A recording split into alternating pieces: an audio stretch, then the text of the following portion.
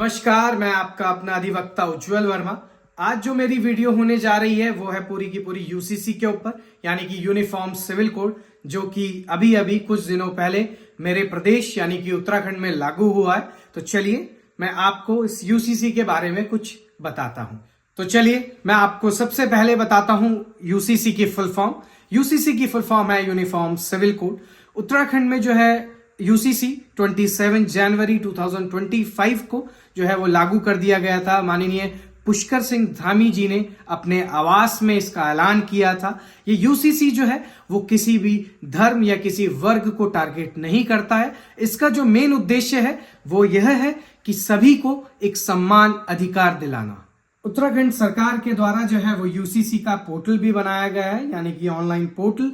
और साथ ही साथ मैं आपको बता देना चाहता हूं कि उत्तराखंड जो है वो हमारा देश का पहला राज्य बना है जिसने यूसीसी को लागू करा है। बेसिकली हमारे देश में दो कानून होते हैं जो मेन इंपॉर्टेंट जो कानून होते हैं, यानी कि सिविल और क्रिमिनल लॉ।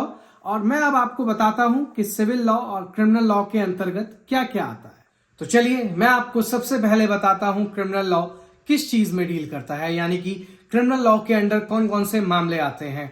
तो चोरी, मारपीट, अपहरण, मर्डर के जितने भी रिलेटेड इश्यूज होते हैं वो क्रिमिनल लॉ के अंडर आते हैं। इस पर जो क्रिमिनल लॉ के आधार पर पुलिस इस पर कार्रवाई करती है। तो चलिए अब मैं आपको बताता हूं सिविल लॉ के अंडर क्या क्या आता है। संपत्ति, पारिवारिक और शादी के रिलेटेड जितने भी इश्यूज होते हैं उनमें सिविल कानून के आधार पर जो है वो फैसला लिया जाता है। क्रिमिनल लॉ जो होता है वो सभी नागरिकों के लिए समान होता है, यानी कि इक्विवेलेंट होता है। और सिविल लॉ जो है वो अलग अलग धर्मों और समुदायों के लिए अलग हो सकते हैं। जैसे कि हिंदुओं की शादी वो हिंदू मैरिज एक्ट से गवर्न होती है, और मुस्लिम लोगों की शादी जो है वो उनके पर्सनल लॉ से गवर्न होती है। यूसीसी यानी कि यूनिफॉर्म सिविल कोड एक सिविल लॉ है। यह उत्तराखंड का कानून जो है वो एक इसका पहला पड़ाव है। चलिए मैं अब आपको इसके कुछ इंपॉर्टेंट फैक्ट्स बताता हूं। बहुविवाहिक पर रोक। विवाह की कानूनी इजाजत उन्हीं लोगों को दी जाएगी जो एक साथ रहने के लिए मानसिक रूप से स्वस्थ हों। लड़कों की शादी की न्यूनतम उम्र 21 साल और लड़कियों की उम्र 18 साल होना जरूरी है। शादी के वक्त पति या पत्नी में किसी एक के जिंदा होने पर कानूनी रूप से शादी करने के लिए कोर्ट से इजाजत लेना या तलाक पत्र होना जरूरी है। लिव इन रिलेशनशिप के लिए रजिस्ट्रेशन और टर्मिनेशन प्रोसेस को भी सरल बनाया गया है।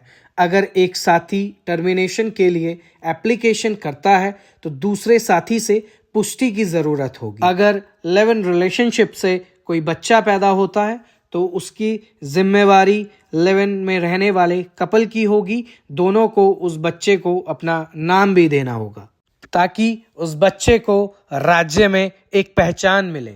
बेटे और बेटी दोनों को संपत्ति में समान अधिकार मिलेगा। मौत के बाद यूसीसी उस व्यक्ति की संपत्ति को पति, पत्नी और बच्चों में समान रूप से वितरण का अधिकार देता है। उस व्यक्ति के माता पिता को भी संपत्ति में समान अधिकार मिलेगा। पति पत्नी को तलाक तभी मिलेगा जब दोनों के कारण एक से हों। लिव इन का रजिस्ट्रेशन जरूरी होगा। ये सेल्फ डिक्लेरेशन जैसा होगा। यह कानून संविधान के अनुच्छेद 342 और अनुच्छेद 366 के 25वें संविधान के तहत अनुसूचित जनजातियों पर लागू नहीं होता है। इसके साथ ही भाग 21 के तहत संरक्षित प्राधिकरण सशक्त व्यक्तियों और समुदायों को भी इसके दायरे से बाहर रखा गया है। धन्यवाद।